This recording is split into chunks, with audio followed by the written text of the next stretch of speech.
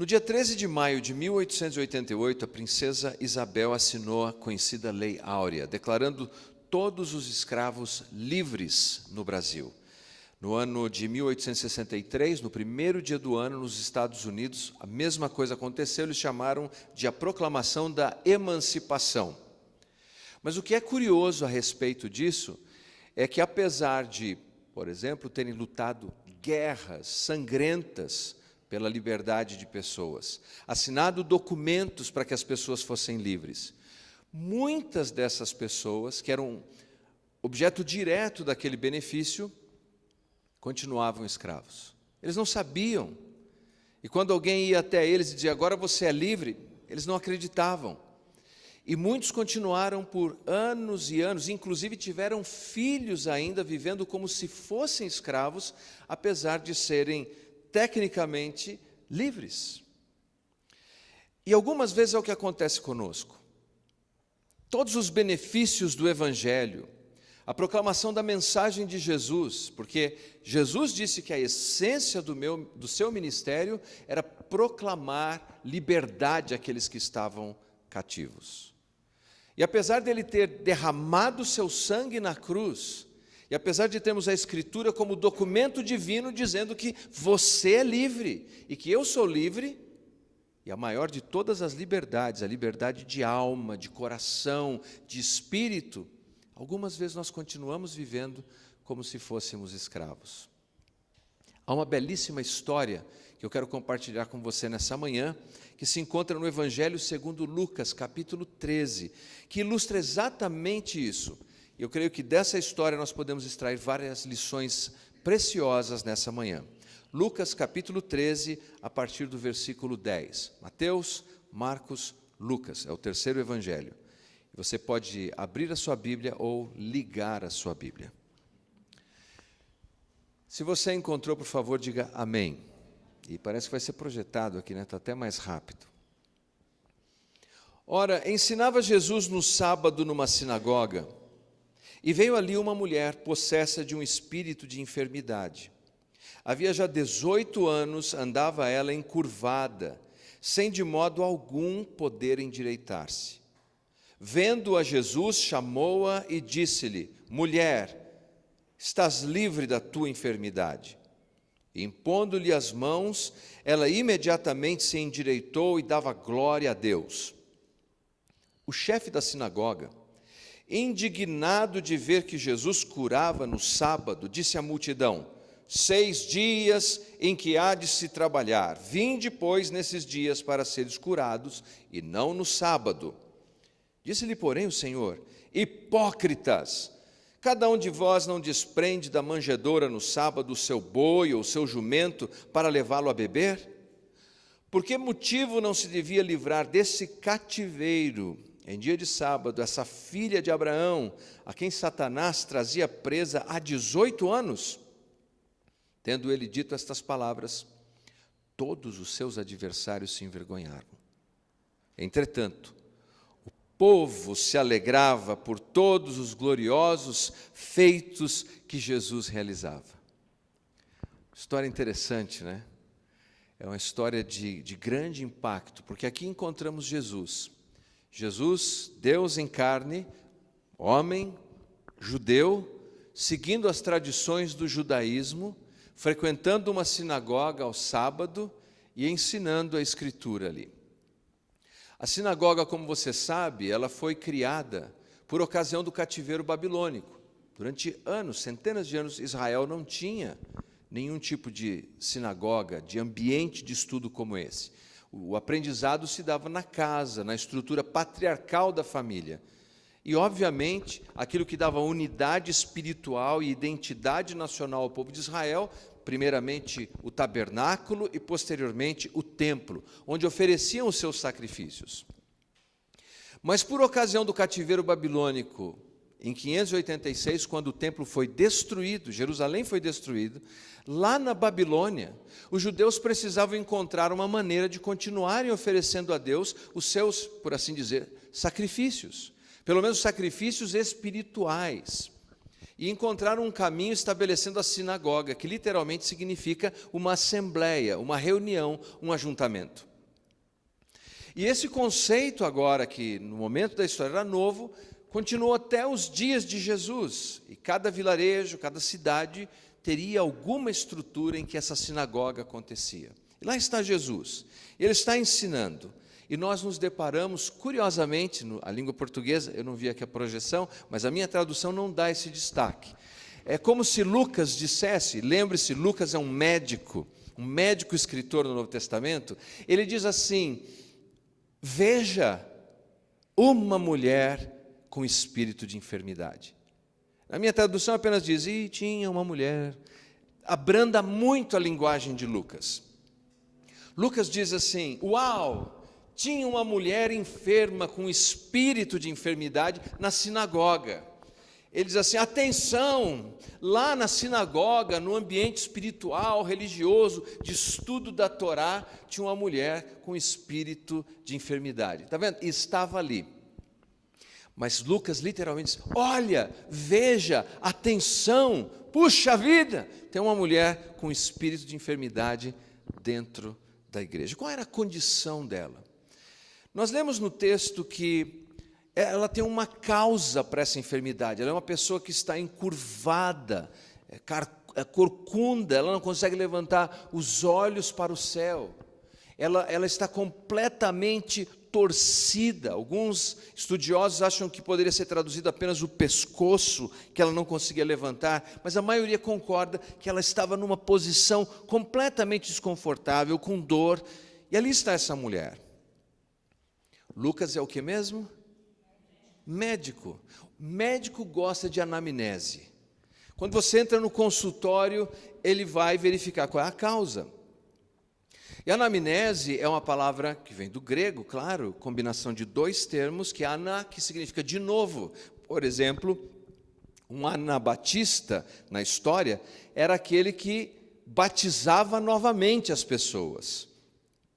E anamnese, a composição de composta de duas palavras, significa lembrar novamente. Então o médico pergunta, há quanto tempo você sente isso? Quando começou esse problema? Ontem você teve isso? Ele faz um registro, ele relembra o que aconteceu para oferecer um diagnóstico preciso e um possível tratamento. Lucas faz anamnese aqui. Ele vai nos dizer qual é a causa da enfermidade dessa mulher. Aliás, é curioso que de todos os evangelistas, o único que diz assim a respeito da ceia, fazei isso em anamnese, em memória de mim, quem foi o evangelista que disse isso? Lucas. Somente Lucas. Mateus não diz isso, Marcos não diz isso, Lucas diz, fazei isso em anamnese de mim. Lembrem-se, recordem-se, pensem na minha vida, pensem na minha história, lembrem de mim. E aqui ele faz exatamente isso. E por duas vezes no texto, ele diz que o problema, a causa dessa mulher, a causa dessa enfermidade, é uma causa espiritual. Alguns estudiosos tentam dizer que não, a primeira afirmação do versículo, o espírito de enfermidade, poderia apenas ser uma descrição metafórica de uma inclinação de desânimo pessoal. Mas Jesus deixa claro que essa mulher era escrava, aprisionada, estava num cárcere, cativa por Satanás há 18 longos anos. Era a raiz do problema.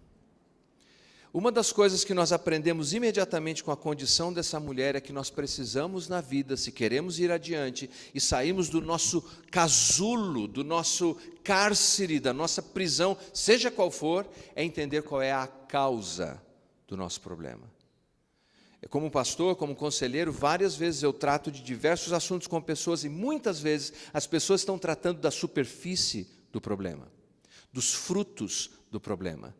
Difícil aqueles que desejam tratar da raiz do problema. Aliás, alguns evitam a raiz do problema como o diabo evita a cruz. Se você começar a se aproximar da raiz do problema, eles fogem. A raiz do problema, nos diz Lucas, extrapola qualquer possibilidade de resolver a luta dessa mulher humanamente. A raiz do problema é espiritual. Quando nós olhamos para a Escritura, nós nos deparamos exatamente com essa realidade. de que a causa de muitas lutas, a causa de muitos problemas, muitos conflitos, não pode ser acessada com sentidos humanos. Ela é de ordem espiritual. E aí, como disse Emery Bancroft, ele tem razão, o nosso problema é que nós somos como o pêndulo de um relógio. Alguns momentos nós estamos em um extremo e outros momentos estamos em outro extremo. Eu conheci pessoas que viam demônio em tudo. Alguns preferem até chamar de capeta. A razão de chamar de capeta é porque capeta é o diminutivo de capa. E numa visão mitológica de Satanás, ele usa uma capa pequenininha. E como essas pessoas têm medo de falar o nome do coisa ruim, do capiroto, do cão, eles preferem usar outros nomes, então chamam, não, é o capeta. E vem em tudo, em todo lugar. Eu não estou brincando, literalmente eu conheci pessoas que acreditavam que no buraco da fechadura tinha demônio. Se ele derrubasse o chá na calça, era o demônio. Se a graxa não brilhasse, ele vê demônio em tudo. Esse é um extremo. E, obviamente, é um desvio do ensino da palavra de Deus. É uma distorção do que diz a Escritura. Mas nós temos a tendência de sermos reacionários e saímos do pêndulo do relógio desse lado e vamos imediatamente para o outro lado. E aí alguns dizem que não tem demônio nenhum, que nunca é. E é um desperdício do que nos diz a palavra de Deus e a revelação de Deus. Porque aí queremos resolver os problemas pessoais, por exemplo, conjugais, ou de aconselhamento, ou de desânimo, de desinteresse, até mesmo de enfermidade, sempre considerando como algo meramente natural, físico. E começamos a acreditar que tudo que precisamos é uma autoajuda, quando evidentemente o texto vai nos dizer que nós precisamos de ajuda do alto. Efésios, capítulo 6, versículos 10 e 11, você conhece esse texto? O apóstolo Paulo está discutindo o que ficou conhecido como um texto sobre batalha espiritual. E deixa eu te dizer uma coisa, todas as vezes que alguém recorta a Bíblia e apanha apenas alguns versículos e produz alguma coisa como, por exemplo, o evangelho de batalha espiritual, ou o evangelho da prosperidade. Todas as vezes que isso acontece, é um desvio e o afastamento do único e verdadeiro evangelho, que é o evangelho de Jesus Cristo. No entanto, a Bíblia sim trata dessa luta, desse conflito espiritual. E veja o que diz Paulo a partir do versículo 10. Quanto ao mais, sede fortalecidos no Senhor e na força do seu poder, revestivos de toda a armadura de Deus, para poderes ficar firmes contra as ciladas do diabo. Note o 12, porque a nossa luta não é contra o sangue e a carne, e sim contra os principados e potestades, contra os dominadores deste mundo tenebroso, contra as forças espirituais do mal nas regiões celestes. Efésios 6, 10 e 11. Você notou? O contexto aqui, a partir do capítulo 5, o apóstolo Paulo oferece orientações práticas para a igreja. Paulo não é um teólogo que fica discutindo quantos anjos cabem na cabeça de um alfinete.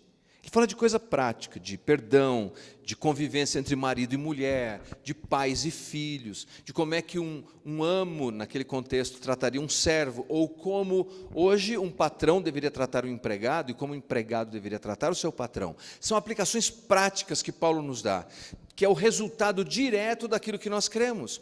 E ao concluir a sua discussão no capítulo 5, ele começa agora no capítulo 6 nos mostrar algo importantíssimo, que a nossa luta não é contra carne e sangue, mas contra principados e potestades e espíritos poderosos num mundo tenebroso.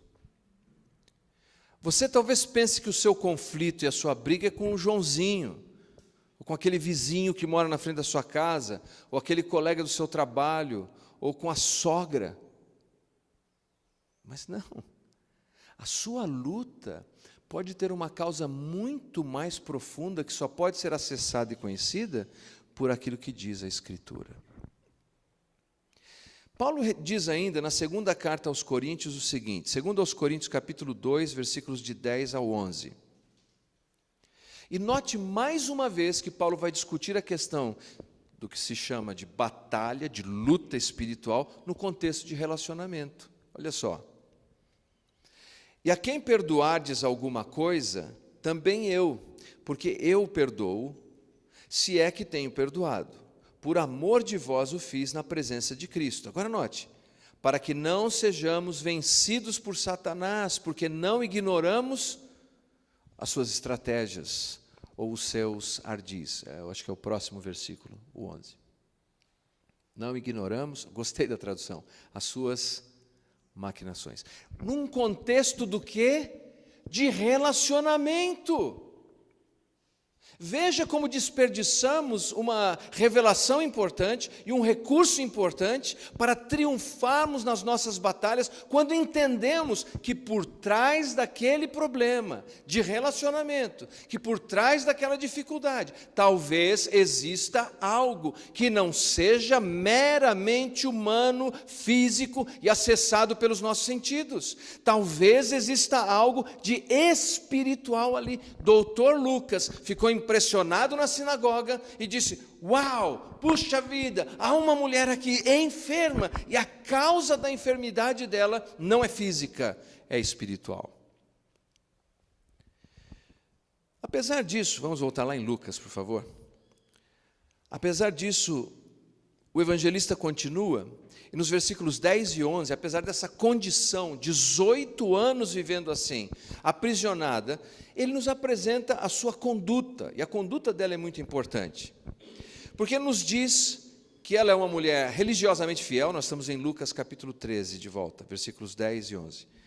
Nos mostra que ela é uma mulher religiosamente fiel. Como nós sabemos disso? Pela inferência. Jesus diz que ela é uma filha de Abraão. Jesus não chama de filha de Abraão apenas pela ascendência genética dessa mulher, porque os fariseus também eram, e Jesus disse assim: vocês não são filhos de Abraão, vocês são filhos do diabo. Paulo mais tarde vai dizer que os descendentes de Abraão não são aqueles que apenas fisicamente são descendentes de Abraão, mas aqueles que são da fé, que comungam da fé de Abraão, que comungam da fidelidade de Abraão. E essa mulher é uma mulher chamada de filha de Abraão. Ela obviamente frequenta a sinagoga. Então o problema físico que ela vive não é um impedimento para ela participar desse ambiente de adoração e aprendizado. Muitas pessoas por uma pequenininha dor de cabeça, que se você tomar, por exemplo, uma Novalgina efervescente em nome de Jesus, sai na hora, a pessoa não vai na igreja, ali já desiste. Essa mulher é uma mulher que tem perseverança. 18 anos, arqueada. Imagina as dores que ela sentia. É uma situação de dor crônica. Mas ela continua indo na sinagoga, semana após semana. Nós podemos afirmar, não fiz a conta, mas se ela frequentava regularmente, como um judeu fazia, toda semana uma sinagoga, ela frequentou milhares e milhares de sábados a sinagoga, sem ver nenhum resultado. Ela é persistente. Importante lembrar, essa mulher parece ser um paralelo de Jó, porque não há no Novo Testamento e nesse texto nenhuma indicação que esse estado que ela se encontra seja o resultado de algum mau comportamento, de um desvio de conduta ou de algum pecado. A nossa tendência é pensar que alguém vai passar uma luta com a insistência, a influência de Satanás, porque fez alguma coisa errada. Tinha uma pessoa nova convertida na nossa igreja, já está conosco há muitos anos. Eu estava ensinando o livro de Jó. E aí eu explicando tudo que ele enfrentou, você lembra da história de Jó? Ela falou: ah, pastor, esse Jó não sei não, hein? Ele deve ter aprontado alguma coisa. Não era a conclusão dos amigos de Jó? Não, mas nem sempre é assim. Aliás, a minha tradução diz que essa mulher é possuída, mas Lucas, na língua original, não diz que ela é possuída, diz que ela tem um espírito ali. Ela não está controlada por um demônio, mas há um espírito agindo na vida dela e causando esse desconforto. E certamente essa ação é uma permissão de Deus, como foi na permissão de Jó e como foi uma permissão na vida de Paulo. Aqui está essa mulher vivendo isso. Apesar de tudo isso, a conduta dela é uma conduta de fé, é uma conduta de perseverança e é uma conduta de fidelidade. O que quer que você esteja vivendo na sua vida, lembre-se, Deus não apenas nos chamou para sermos felizes, Deus nos chamou primeiramente para sermos fiéis. Para nós ser feliz, como quem conhece a Jesus, conhece a Deus e conhece a Bíblia, a primeira coisa é ser fiel. O subproduto, o resultado da minha fidelidade, talvez me traga felicidade, mas primeiro, ser fiel a Deus. Essa mulher é fiel. Você deve ter ouvido falar de Norman Geisler. Ouviu falar de Norman Geisler? Alguém lembra dele? Norman Geisler foi um fabuloso estudioso e defensor da fé cristã. Nós chamamos de apologistas da fé. Ele faleceu esse ano. Escreveu livros incríveis sobre a nossa fé. Ele tem um livro de talvez umas 800 páginas, se a minha memória não me traz, só na área de apologética, chamado de Enciclopédia Apologética. E ele foi para a igreja, muito sistemático, e contou. Tinha um ônibus, a igreja tinha um ônibus que levava as pessoas para o culto. Ele era um menino. E ele foi 400 domingos antes de fazer uma profissão de fé. Pensa no motorista do ônibus. Esse menino, será que vai dar alguma coisa? Eu tenho que passar lá na rua desse menino para levar ele. Se o motorista, teoricamente, parasse e desistisse no número 300, ou no número 392, no número 300... 400 vezes. E esse moço agora passa a crer em Jesus, se entrega a Jesus, se tornou um dos maiores apologistas da nossa história recente. O que quer que você esteja vivendo, seja na sua família, seja na sua vida financeira, seja na sua saúde, mantenha a sua conduta. Não pense que Deus te abandonou, Ele não está interessado porque você está enfrentando essas lutas. Mantenha a sua conduta, vá firme, continue, mais uma vez. E isso nos leva ao terceiro ponto, que é a cura dessa mulher, versículos 12 e 13. É interessante que a cura dela não tem nada a ver com ela mesmo, não é realmente uma autoajuda, é a ajuda do alto totalmente. Você viu no texto que diz assim, Jesus viu a mulher, Jesus chamou a mulher e disse, você está livre da sua enfermidade, ou livre do seu mal, e Jesus impôs as mãos sobre ela. Todas as iniciativas da nossa salvação, do nosso perdão, da nossa transformação, da nossa libertação, meus queridos, começa com Deus no céu, começa com a graça generosa dEle, começa com a bondade dEle. Deus toma, desde o Gênesis, pode ler, as iniciativas são sempre do Senhor. Até mesmo o Noé, que diz assim, e Noé achou graça, e ali o verbo é de fato ativo, é Noé que encontra graça. Outro dia eu li um texto em que o autor disse, está escrito que Noé achou graça. Não, a graça é que achou Noé. Forçou um pouquinho. O texto diz que Noé achou graça, ativamente, porque Deus disponibilizou da sua graça. Veja, a iniciativa é dele. E aqui está essa mulher. Jesus vem ao encontro dela e diz que ela agora está livre. A parte C do versículo 12. Apoluo é a palavra para livrar. E essa palavra descreve alguém que desamarra, alguém que está preso num tronco, num poste, preso com uma corda. E o que Jesus estava dizendo é, olha, eu desamarrei você agora. Você está livre. Você é livre. E o resultado na cura dela, nos diz o texto, é que imediatamente se endireitou. Ela deseja andar assim. Ela deseja estar ereta, ela deseja caminhar de cabeça erguida e ser livre. Há quem diga que quando Jesus perguntou para aquele cego, o que é que eu te faça? Lembram disso do cego? O que você quer que eu te faça?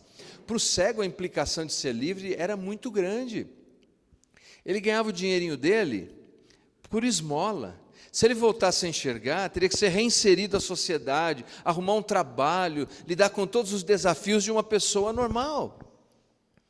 Mas ele disse, eu quero ver, eu desejo ver, eu quero ser livre. Essa mulher, assim que o poder de Cristo a envolveu, ela imediatamente se endireitou. E o texto prossiga dizendo, e dava glória a Deus. Quanto mais profunda é a nossa dor, mais bela é a nossa canção. Quanto mais amargo é o remédio que tomamos, mais doce é o refrigério que vem depois. Pense quanto tempo curvada, sem levantar a cabeça e ver as estrelas no céu. Ouvir um pássaro cantar, mas não pode levantar a cabeça e ver onde ele canta. Que tipo de pássaro é esse? Uma mulher que não poderia levantar a cabeça para ver uma lua cheia. Agora, imediatamente, alcançada pela graça de Deus, ela canta. Tem um hineto cristão que diz assim, cantarei seu amor para sempre. Sabe, Deus não desperdiça sofrimento. E se Deus permitiu o sofrimento na vida daquela mulher, tinha um propósito. E o propósito se manifesta aqui, quando ela rompe em louvores, adorando e glorificando a Deus. A palavra no grego é doxa, a raiz é doxa. Essa é uma palavra tão interessante. Quando você olha uma joia, e a joia brilha, essa é a palavra, doxa, é algo que reluz, algo que brilha. Por causa da vida dela, do testemunho dela, e agora esse louvor, essa explosão de louvor ali, todos veem a manifestação de Deus através da vida dela. E não é isso que nós devemos ser? Uma manifestação da glória de Deus, pela sua generosidade e bondade para conosco.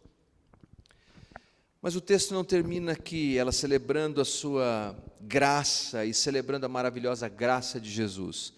O texto ainda tem 2 itens com os quais eu vou concluir. Versículo 14 nos fala do seu conflito. O chefe da sinagoga não gostou. O chefe da sinagoga não gostou. O chefe da sinagoga era um líder, uma espécie de pastor titular da sinagoga. E ele não gostou. Ele gostava de sistema, ele gostava de forma, ele gostava de programa.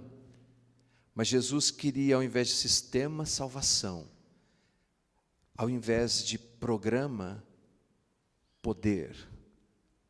Jesus desejava que, ao invés de religiosidade, existisse relacionamento. E ele levanta no meio dessa celebração toda e diz: 6 dias trabalharás, estragando a festa. Um momento tão especial, 18 anos, minha gente. E o homem quebra citando um versículo ainda. Mas lembra que o diabo também cita versículo, hein? Vem no outro dia receber libertação, vem outro dia encontrar essa graça de Cristo. Outro dia. Ele está interessado no sistema, no programa, ele está interessado naquilo que está ali no controle dele. Você percebeu que programa nenhum pode tornar alguém livre?